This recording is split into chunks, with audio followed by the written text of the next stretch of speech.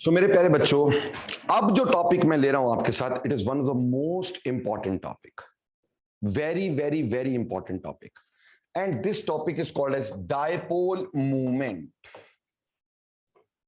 Dipole movement.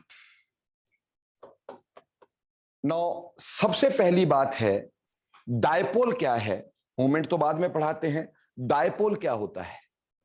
Die मतलब दो, पोल मतलब पोल्स, जिसके दो पोल हो. जैसे मान लो अगर मेरे पास एक H है और एक Cl है, एक H है और एक Cl है.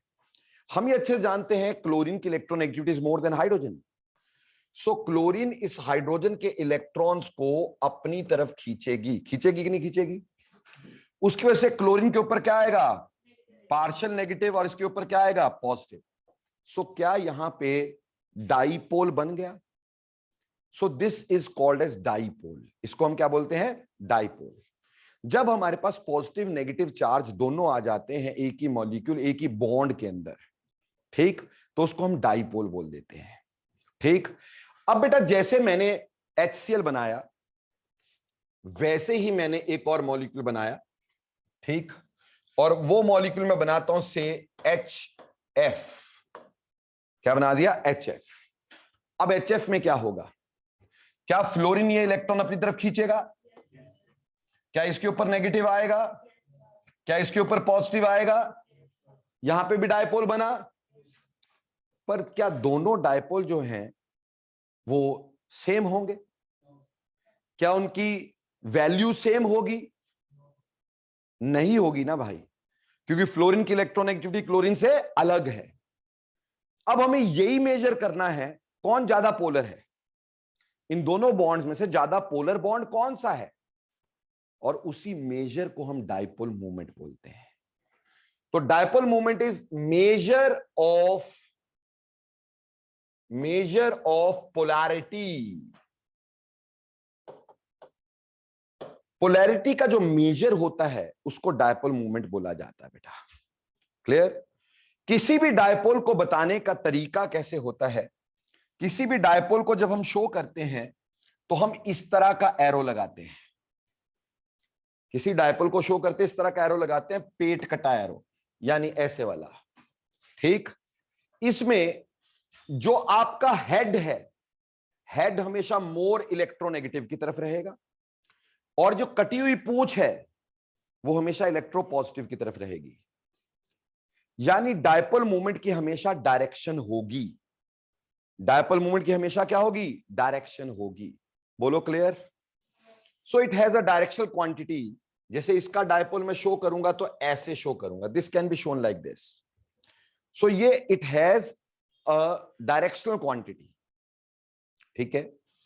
अब जो डायपोल होता है इसको हम लिखते हैं, डायपोल मूवमेंट को हम लिखते हैं mu से. किससे लिखते हैं? mu. mu जो होता है ये होता है Q into D, where Q is charge and D is the distance of separation. Q is charge, D is distance of separation. Distance of separation का मतलब बॉन्ड लेंथ, मतलब बॉन्ड लेंथ. जैसे बेटा ये जो चार्ज आया, ये चार्ज जो आया ये Q हो गया, और डिस्टेंस, इसके बीच का जो डिस्टेंस हो गया उसको D बोल दिया अपन ने. बोलो यहां तक समझ में आता है कि नहीं आता है? अब बेटे जनरली जो चार्ज होता है बेटा, यहां से यहां एक इलेक्ट्रॉन का कुछ चार्ज शिफ्ट हुआ है. अगर मान लो पूरा इलेक्ट्रॉन शिफ्ट हो जाता, अगर मान लो पूरा इलेक्ट्रॉन शिफ्ट हो जाता, यहां से पूरा का पूरा इलेक्ट्रॉन चला जाता, तो बेटा जो चार्ज होता वो कितना होना चाहिए था? एक इलेक्ट्रॉन के चार्ज के बराबर. मान लो इसने एक इलेक्ट्रॉन इसको दे दिया, तो इसके ऊपर 1 नेगेटिव, इसके ऊपर 1 पॉजिटिव. तो 1 नेगेटिव किसके बराबर? एक इलेक्ट्रॉन के चार्ज के बराबर. 1 पॉजिटिव किसके बराबर? एक इलेक्ट्रॉन चार्ज के बराबर. यानी Q की वैल्यू 1.602 इंटू 10⁻⁻19 कूलम होनी थी अगर पूरा का पूरा इलेक्ट्रॉन चला जाता तो. है ना भाई? तब तो आयनिक बॉन्ड होता. पर यहां हम किसकी बात कर रहे हैं? कोवेलेंट बॉन्ड की. ठीक. तो यानी पूरा इलेक्ट्रॉन नहीं जाएगा, मैग्नीट्यूड लगभग इतना ही रहेगा भाई। अगले वाली वैल्यू थोड़ी क्या होगी, थोड़ी कम होगी, फ्रैक्शनल होगी, क्योंकि पूरा इलेक्ट्रॉन शिफ्ट नहीं हो रहा है।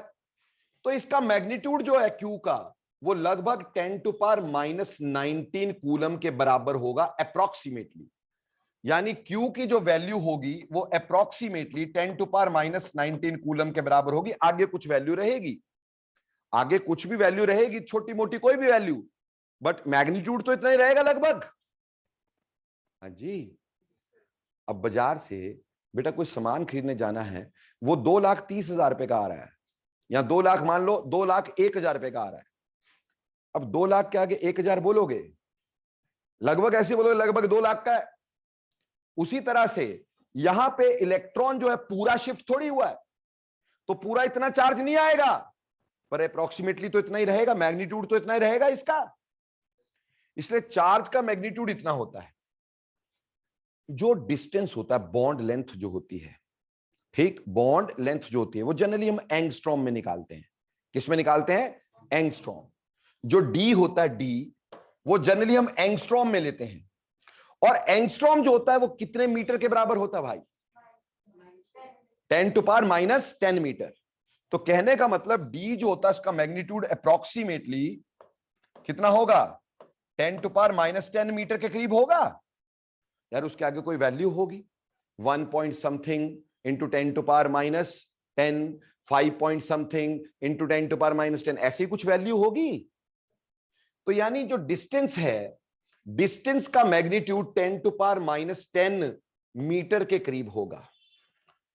इसलिए एमयू जो होता है, एमयू, उसका मैग्नीट्यूड अगर देखो तो 10⁻⁻29 से लेकर के 10⁻⁻30 कूलम मीटर तक होगा।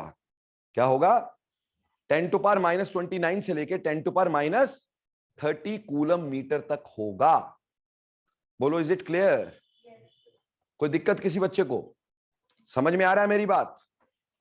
पर बेटे हम चार्ज ऑफ इलेक्ट्रॉन जो है ना, ये तो हो गया किसमें? एसआई यूनिट्स में। ये किसमें आ गया? ये एसआई यूनिट्स में है। चार्ज का यूनिट कूलम जो है वो किसमें है? एसआई में है। ठीक है जी। और मीटर भी किसमें है? एसआई में। तो एसआई में मैग्नीट्यूड लगभग डायपोल मूवमेंट का, किसी भी डायपोल मूवमेंट का मैग्नीट्यूड एसआई में लगभग इतना होता है। पर बेटा अगर हम सीजीएस में चले, सीजीएस में चले तो जो आपके एक इलेक्ट्रॉन का चार्ज होता है, वो एक इलेक्ट्रॉन का चार्ज 4.8 इंटू 10⁻⁻10 ESU होता है कि नहीं होता है? हमने ये भी तो पढ़ा था, एक इलेक्ट्रॉन का चार्ज अगर सीजीएस में लेना हो तो 4.8 इंटू 10⁻⁻10 ESU होता है, which is ESU is electrostatic units. ESU क्या होता है? इलेक्ट्रोस्टैटिक यूनिट्स, है ना बच्चे? तो अगले वाली वैल्यू तो हमारे पास क्या है? वेरिएबल है ना, क्योंकि पूरा चार्ज तो गया नहीं। तो मैग्नीट्यूड लगभग 10⁻⁻10 ESU तक होगा कि नहीं होगा? मैग्नीट्यूड लगभग 10⁻⁻10 ESU के करीब होगा चार्ज का। और अब अगर मैं डिस्टेंस लेता हूं, ये सीजीएस यूनिट है, सीजीएस में सेंटीमीटर, तो 1 एंगस्ट्रॉम कितने सेंटीमीटर? 10⁻⁸, है ना भाई? इतना ही होगा कि नहीं होगा? तो कहने का मतलब डिस्टेंस आ जाएगा 10⁻⁸ सेंटीमीटर। तो अगर हम ध्यान देंगे, इसको देखेंगे तो ESU सेंटीमीटर में, यानी सीजीएस यूनिट में, सीजीएस यूनिट में डायपोल मूवमेंट का मैग्नीट्यूड 10⁻18 ESU सेंटीमीटर हो जाएगा। क्लियर जी? और ये मैग्नीट्यूड किस में देखा हमने? इन सीजीएस यूनिट्स में। एसआई में 10⁻⁻29 से लेकर 30 तक अगर एसआई में चलते हो, और अगर सीजीएस में चलते हो तो ये मैग्नीट्यूड 10⁻⁻10 ESU सेंटीमीटर तक होता है। बोलो क्लियर है यहां तक?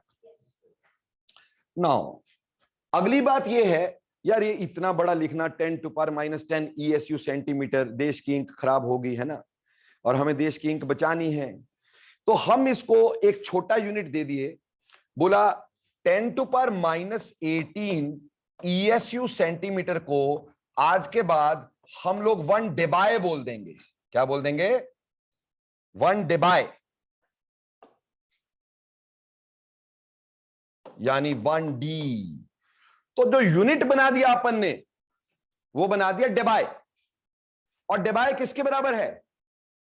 1 debye is 10⁻18 ESU centimetre. 1 debye is equal to 10⁻18 ESU centimetre. Is it clear और नॉट? अगर मान लो 1 डेबाय, ये तो CGS में है, अगर वैसे SI में देखें तो it is 3.33 into 10⁻30 coulomb metre.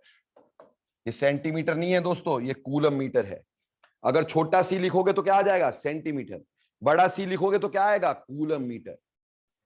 तो SI में 1 debye is 3.33 into 10⁻30 coulomb metre, और अदरवाइज CGS में 1 debye is equal to 10⁻18 CGS में 10⁻18 ESU centimetre is equal to 1 debye. बोलो बेटा, यूनिट तक पहुंच गए अपन। अब इसमें एक बात समझ में आई कि भैया इसका मतलब डायपोल मोमेंट की कुछ वैल्यू भी होती है, कुछ मैग्नीट्यूड भी होता है, और डायपोल मोमेंट का कुछ डायरेक्शन भी होता है। तो ऐसी क्वांटिटी जिसका डायरेक्शन भी हो और जिसका मैग्नीट्यूड भी हो, इसको क्या बोलते हैं? Yes, so this is a vector quantity. इसलिए dipole moment is a vector quantity. Dipole moment is a vector quantity, is a vector quantity. और वेक्टर क्वांटिटी है इसलिए बेटा, जब इसका रिजल्टेंट, मान लो 2 बॉन्ड है, 2 बॉन्ड का रिजल्टेंट निकालना है, तो हम वेक्टर वाले लॉ लगा लेंगे। पलवा पढ़े हो? पलवा, parallelogram, law of vector addition है, शॉर्टकट में क्या बोल दिए? PLVA है ना, parallelogram, law of vector addition पढ़े हो? रिजोल्यूशन ऑफ वेक्टर्स पढ़े हो? तो अब हम निकालेंगे रिजल्टेंट डायपोल मोमेंट। कैसे निकालते हैं? क्या 2 बॉन्ड्स हैं और 2 बॉन्ड की रिजल्टेंट डायपोल मोमेंट निकालनी है। ठीक, तो अगली कहानी हमारे पास आएगी resultant dipole moment. Resultant dipole moment. देखो बेटा, इसमें 2 केस हो सकते हैं। ठीक, 2 केस हो सकते हैं। पहला case, if both the dipoles are same, if both the dipoles are same। किसी मॉलिक्यूल में 2 डायपोल है और दोनों सेम है, जैसे वाटर। मान लो ये X है और ये Y है, ये X है, ये Y है, और ये भी Y है। हाँ जी, एक डायपोल ये है, एक डायपोल ये है। जैसे वाटर बनाते तो ऐसे ही बनाते कि नहीं? यहां पे O, यहां पे H और यहां पे H, दोनों डायपोल सेम होते कि नहीं? होते ना। अगर दोनों डायपोल सेम होते हैं तो इनका रिजल्टेंट कैसे निकालते हैं? तो चलो जरा रिजोल्यूशन करते हैं इस वेक्टर्स की। देखता हूं फिजिक्स भी पढ़े हो तुम लोग, ठीक है? क्या सिर्फ केमिस्ट्री नहीं आती कि फिजिक्स भी नहीं आती? ये देखते हैं ना भाई। देखो भाई, मैंने इस डायपोल का रिजोल्यूशन किया। जब मैं इस डायपोल का रिजोल्यूशन करूंगा, इसके बीच का एंगल कितना लिया हमने? थीटा। कितना एंगल ले लिया? थीटा। क्लियर? अगर मैं इसका रिजल्टेंट देखूंगा तो ये आया इसका बेटा साइन कंपोनेंट, आया कि नहीं? अगर मैं इसको mu मान लेता हूं तो ये आ जाएगा mu साइन थीटा बाय 2। क्यों? जब इसका यहां से यहां एंगल देखेंगे तो थीटा बाय 2 ही आएगा। और इसका कॉस कंपोनेंट इस साइड को बनेगा कि नहीं बनेगा? इसका कॉस कंपोनेंट इधर को बनेगा कि नहीं बनेगा? तो ये क्या आया? mu cos theta by 2, isn't it? तो ये ऊपर वाले वेक्टर की मैंने रिजोल्यूशन करके दिखाई आपको, है ना, ऊपर वाले वेक्टर की, ये इसका साइन कंपोनेंट और ये इसका कॉस कंपोनेंट। अब नीचे वाले वेक्टर की रिजोल्यूशन करते हैं। नीचे वाले वेक्टर की रिजोल्यूशन की तो ये आया इसका साइन कंपोनेंट। हाँ जी, सही कर रहा हूं ना, मेरे को फिजिक्स नहीं आती है। ठीक, mu sine theta by 2, clear. और इसका कॉस कंपोनेंट ये इधर कोई रहेगा कि नहीं, and that is mu cos theta by 2, isn't it. सही कर रहा हूं जी। अब ये वाला साइन कंपोनेंट और ये वाला साइन कंपोनेंट आपस में क्या हो जाएंगे, ये कैंसिल हो जाएंगे कि नहीं। पर क्या ये कैंसिल होंगे, तो अगर इसका रिजल्टेंट डायपोल मूवमेंट निकाल रहा हूं, आर रिजल्टेंट, वो क्या होगा, 2mu cos थीटा बाय 2। बोलो बच्चे, बात समझ में आई कि नहीं आई। तो अगर दोनों वेक्टर सेम हुए तो बेटा रिजल्टेंट निकल सकता है 2mu cos थीटा बाय 2। बोलो क्लियर, समझ में आ गया, किसी के पेट में दर्द तो नहीं। इसी तरह से अगर मान लो दूसरा केस लेते हैं, if both the vectors are different, if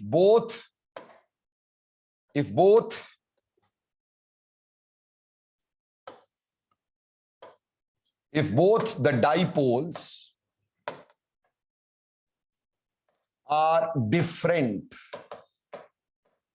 अगर दोनों डायपोल मेरे प्यारे बच्चों डिफरेंट हो गए, if both the dipole are different, यानी कि this was x and this was y and this was z, clear जी। अब ऐसे केस में हम मान लेते हैं ये mu1 है और ये mu2 है। बेटे अगर दोनों वेक्टर डिफरेंट है तो क्या इसमें पैरेललोग्राम लॉ लगा सकते हैं, दोनों वेक्टर डिफरेंट हो तो पैरेललोग्राम लॉ लगा सकते हैं। तो अगर पैरेललोग्राम लॉ लगाएंगे बाय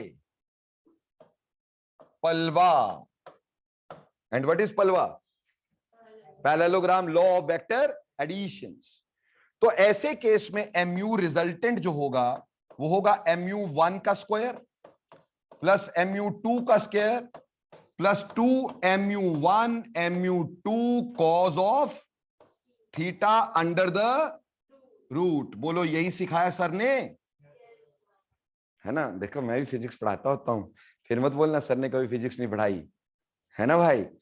बाकियों से शिकायत कर सकते हो कि बाकी ने केमिस्ट्री नहीं पढ़ाई, पर केमिस्ट्री वाले से शिकायत नहीं कर सकते हो कभी भी। Chemistry is khichdi of all subjects, है ना भाई। केमिस्ट्री में देखो मेरे को फिजिक्स भी पढ़ानी पड़ती, पढ़ा रहा हूं ना मैं। केमिस्ट्री मेरे को बायोलॉजी भी पढ़ानी पड़ती है, बायोमोलिकुलर, मैथ्स भी पढ़ाना पड़ता है। क्यों जी, लॉग मैंने सिखाना तुम्हारे को, किसने सिखाना भी नहीं। लॉग कैसे निकालते शॉर्टकट में मैंने बताना तुम्हारे को, ठीक, किसने बताना भी नहीं वो। तो मैथ भी पढ़ाऊंगा, हिस्ट्री ज्योग्राफी तो वैसे ही बताता हूं इसमें मैं, है ना भाई। इंग्लिश वैसे अच्छी होनी चाहिए, हिंदी हमारी मातृभाषा है, तो यानी सारा कुछ मिक्स हो जाता है केमिस्ट्री के अंदर, है ना। तो chemistry is khichdi of all subjects, इसीलिए केमिस्ट्री सबसे टफ सब्जेक्ट है बेटा। ठीक, आपको इजी लगता होगा क्योंकि मैं पढ़ा रहा हूं ना, है ना, but chemistry is actually tough. आप सोचो ना, अगर एक फिजिक्स वाला केमिस्ट्री ना पढ़े तो कोई फर्क पड़ेगा, कोई फर्क नहीं पड़ने वाला। एक बायोलॉजी वाला केमिस्ट्री ना पढ़े कोई फर्क नहीं पड़ने वाला। जो केमिस्ट्री उसमें आते भी है वो बोल देते कि केमिस्ट्री वाले सर करा देंगे, है ना भाई। थोड़ी बहुत केमिस्ट्री जो आती भी है उसमें भी वो ऐसे लिख देते हैं पीजीए, खुद पता नहीं होता है पीजीए है क्या, फॉस्फोग्लिसरॉल का फॉर्मूला बनाएंगे कैसे। बहुत कम टीचर्स को, अच्छे टीचर्स को तो सब पता है भाई, ठीक, तुम्हें जो पढ़ाते हैं उनको सब कुछ पता होता है, तुम्हें अच्छे से समझाते हैं।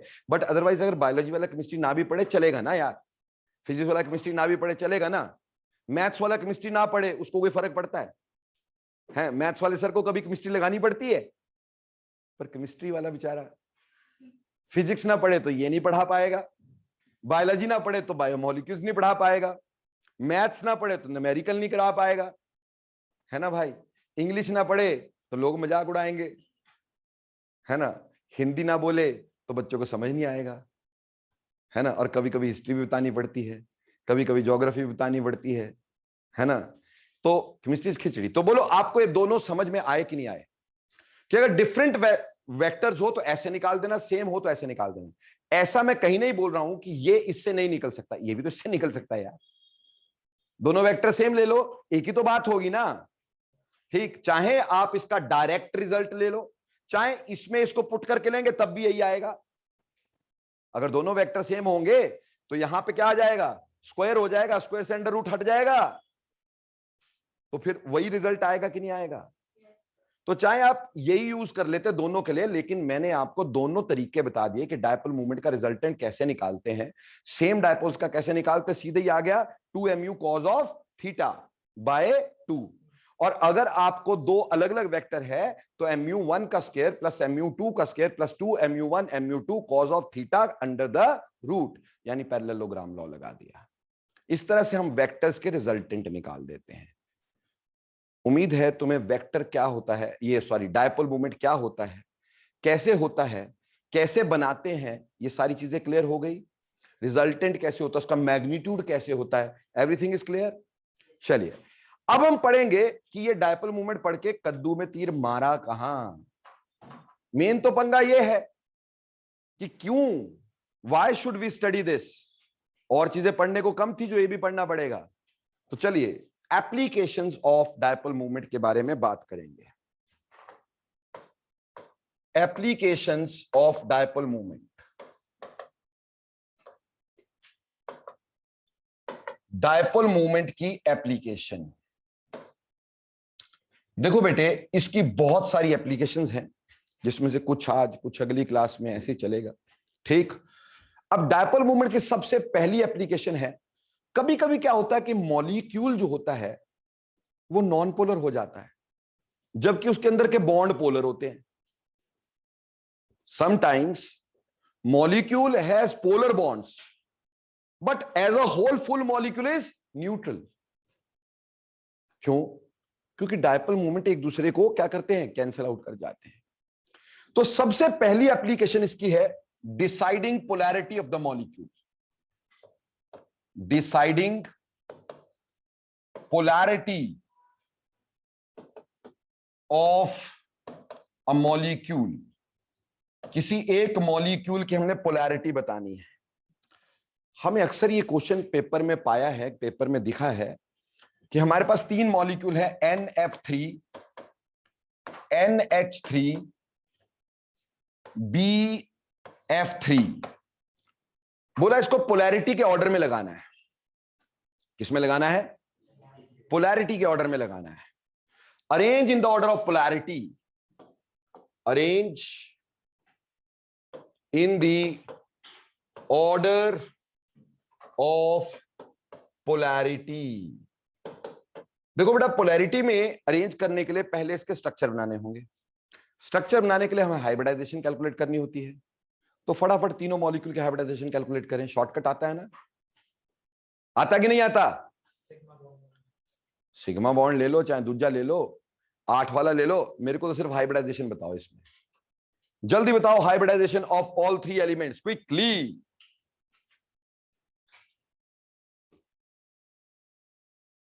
क्या बात है वेदांश, वेरी गुड मेरे प्यारे बच्चे।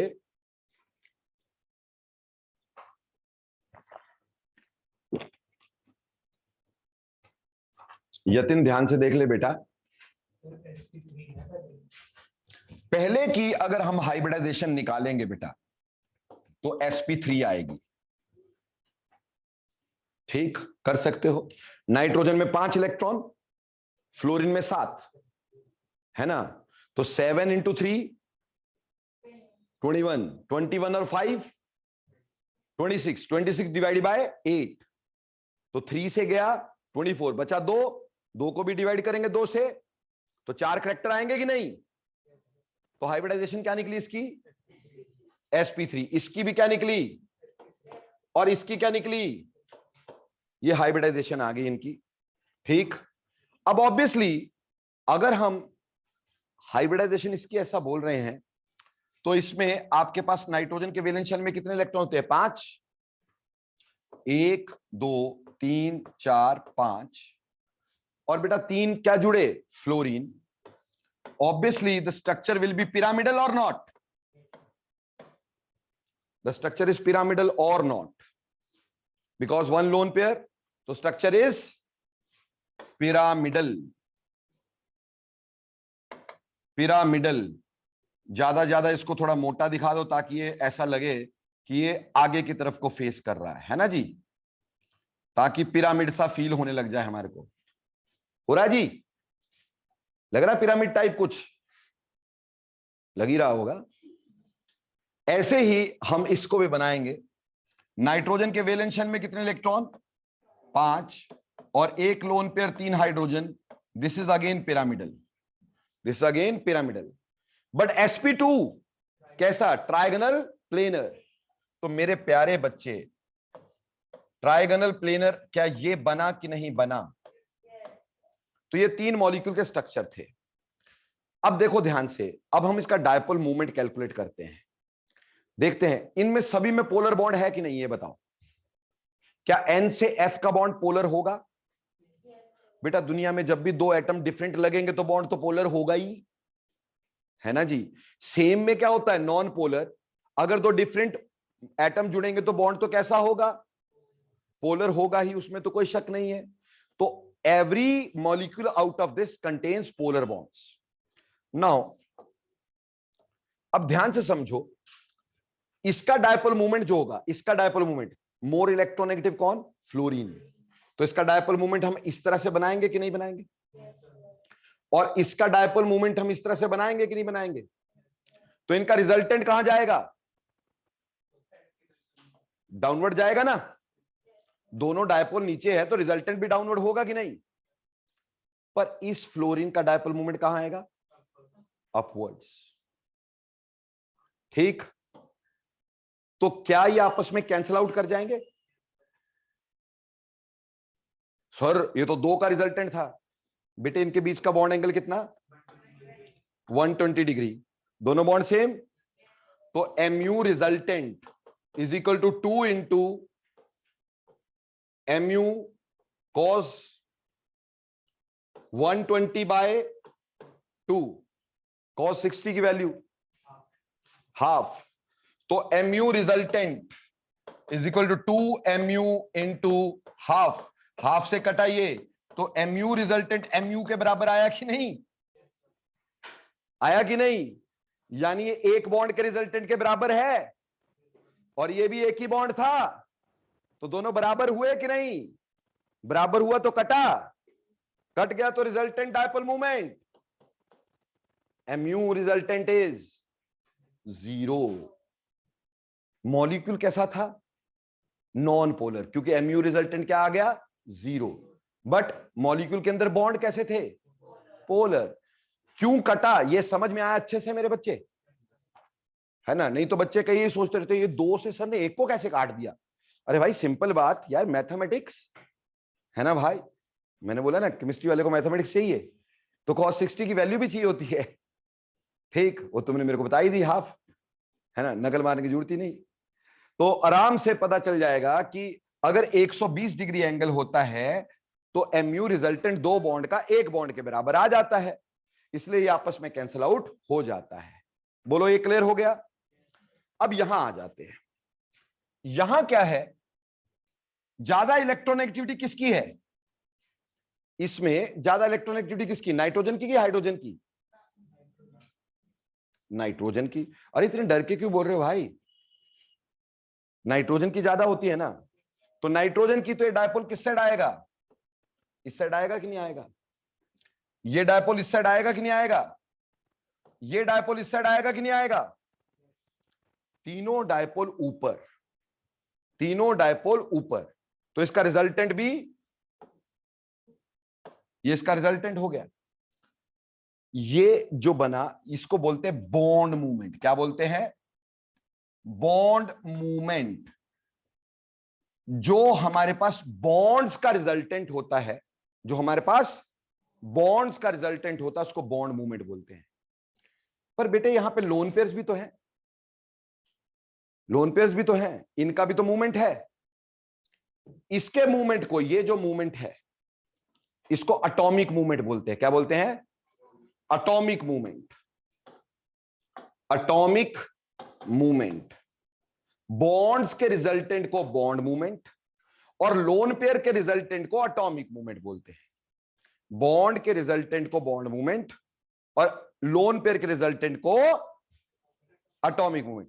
पर ये दोनों मूवमेंट्स एक ही साइड को है, क्या ये कैंसिल होंगी? ये तो कैंसिल ही नहीं होंगी। अगर कैंसिल नहीं होगी तो mu की वैल्यू ग्रेटर देन 0 होगी कि नहीं? कैंसिल तो नहीं होगी ये, तो ये पोलर हो गया कि नहीं? This molecule is polar. अब इधर आ जाओ, यहां पे नाइट्रोजन और फ्लोरीन में से इलेक्ट्रॉन एक्टिविटी किसकी ज्यादा? फ्लोरीन की। तो ये डायपोल इस साइड को, ये डायपोल इस साइड को, ये डायपोल इस साइड को, तो इनका रिजल्टेंट डाउनवर्ड आएगा सभी का, तो बॉन्ड मूवमेंट इज डाउनवर्ड। लेकिन लोन पेयर तो ऊपर है, तो जो एटॉमिक मूवमेंट है वो कहां है? Upward. Atomic movement upward, bond movement downward. थोड़ा बहुत तो कैंसिल होगा, फुली कैंसिल नहीं हो सकता कभी भी पूरी तरह। कभी भी बॉन्ड डायपोल को एटॉमिक डायपोल पूरी तरह से कैंसिल नहीं करेगा, 100% कैंसिल नहीं करेगा, पर कुछ तो कैंसिल करेगा। कुछ कैंसिल करेगा तो रिजल्टेंट कम हो जाएगा। Resultant will be approximately 0 but not 0। थोड़ा हो जाएगा यार, कम हो जाएगा, बट विल नॉट बी 0। यानी मॉलिक्यूल पोलर तो है बट इसके मुकाबले लेस पोलर है, क्योंकि इसके डायपोल सारे क्या हो गए थे? Add on. और इसके डायपोल क्या हो रहे थे? ऑपोजिट जा रहे थे मेरे दोस्तों। तो वो थोड़े बहुत बॉन्ड मूवमेंट से एटॉमिक मूवमेंट क्या हो गई? Cancel. This was bond movement and this was atomic movement. Atomic movement से बॉन्ड मूवमेंट हल्की हल्की क्या हो गई? कैंसिल। तो रिजल्टिंग जो हो गया हमारे पास, इसका dipole movement is not 0 but approximately 0। तो अब पोलैरिटी का ऑर्डर लगाने को बोला था ना हमें, तो बोलो सबसे ज्यादा पोलर कौन आया? तो सबसे ज्यादा पोलर आया NH3, उसके बाद कौन आया? NF3, और उसके बाद कौन आया? BF3। बोलो समझ में आया जी? हाँ जी बेटा। जिस साइड को लोन पेयर ओरिएंट कर रहे हैं, जिस साइड को लोन पेयर ओरिएंट कर रहे हैं उस साइड एटॉमिक मूवमेंट। बोलो बच्चे क्लियर सब कुछ? ऐसे ही कुछ और मॉलिक्यूल्स देते हैं, हमें मजा नहीं आया, मजा आना चाहिए थोड़ा थोड़ा, ऐसे मजा नहीं आएगा यार। तो चलो फिर आगे चलते हैं, 2-4 और एग्जाम्पल लेते हैं, हो सकता है हमें और भी चीजें समझ में आए, हमें बड़ा अच्छा अच्छा फील होने लग जाए। मान लो एक है CF4 और दूसरा है SF4 और तीसरा है XCF4, और मैं उम्मीद करता हूं हाइब्रिडाइजेशन तुम्हें निकालनी आती है। ठीक है जी, मैं समझ गया कि तुम्हें हाइब्रिडाइजेशन निकालनी आती है और तुम इसके स्ट्रक्चर भी बना सकते हो। तो जब स्ट्रक्चर बनाओगे, ये sp3 हाइब्रिडाइजेशन की वजह से structure will be like this.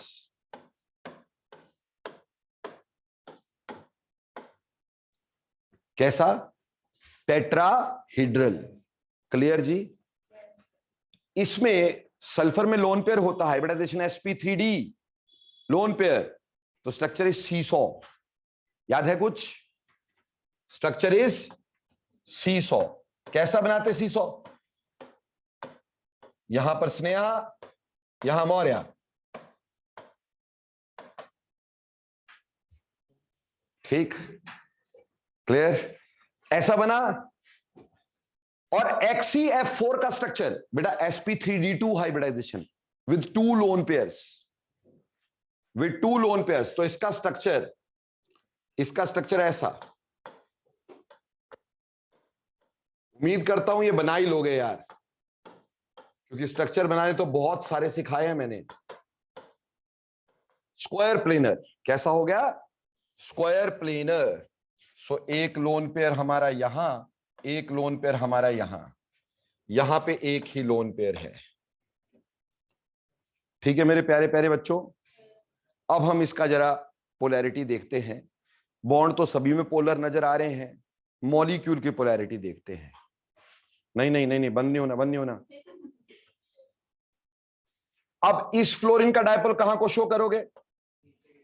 इसको, इसको, तो नेट डायपोल और इसका डायपोल आपस में mu 0। ठीक है जी। अब इधर आ जाओ, इसका डायपोल अपवर्ड, इसका डायपोल डाउनवर्ड, आपस में कैंसल। इसका डायपोल इधर, इसका डायपोल इधर, रिजल्टेंट यहां, और यहां पे क्या है?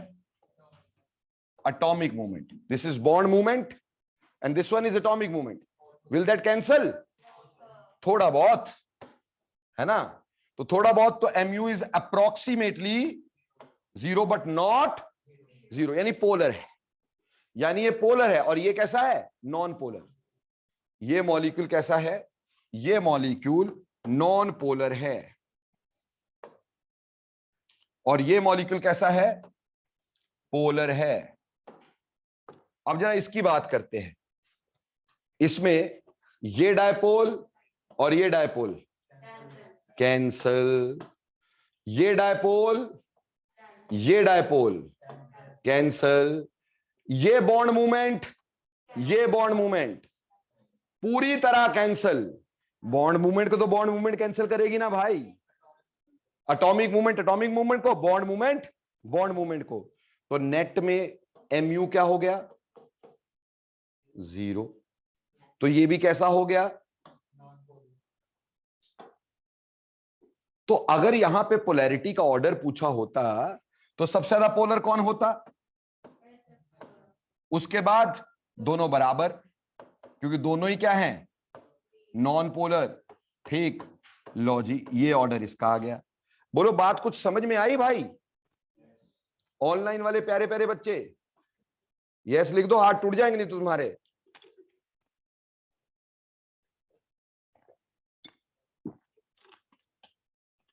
Okay okay, very good. अब एक और मॉलिक्यूल करते यार, करते रहना चाहिए इंसान को। एक और क्वेश्चन करते हैं जी। Carbon dioxide, water, CSO, carbon dioxide, water, CSO पूछा पोलैरिटी। कार्बन डाइऑक्साइड का स्ट्रक्चर अब तुम बना सकते हो भाई, मैं बना देता हूं, तुम चेपा मार लो। ठीक, बाकी वैसे तुम्हें बनाना आता ही है। अब मैं उम्मीद करता हूं कि इस समय स्ट्रक्चर बनाने की तो कोई जरूरत नहीं है, तुम्हारे को बना लोगे, है ना? तो कार्बन डाइऑक्साइड का स्ट्रक्चर ही बना लो फिर इसी बात पे। क्या बनेगा? लीनियर। ऐसा ही होता था कार्बन डाइऑक्साइड किस जमाने में। वाटर, वाटर में sp3 hybridization with 2 lone pairs, will it be linear? कभी भी नहीं। ये कैसा होगा? बेंट। ऐसा होगा कि नहीं? और ये दो गुब्बारे जिसके अंदर दो दो, बेटा समझ में आता है? CSO ये है क्या सर? कुछ नहीं है, C के साथ एक साइड O, एक साइड S। ठीक है दोस्तों, चलो अभी पोलैरिटी लगाने की करते हैं कोशिश। इसका डायपोल इस साइड, इसका डायपोल इस साइड। बोलो कुछ समझ में आया? कैंसिल हो गया, तो नेट mu 0। क्लियर?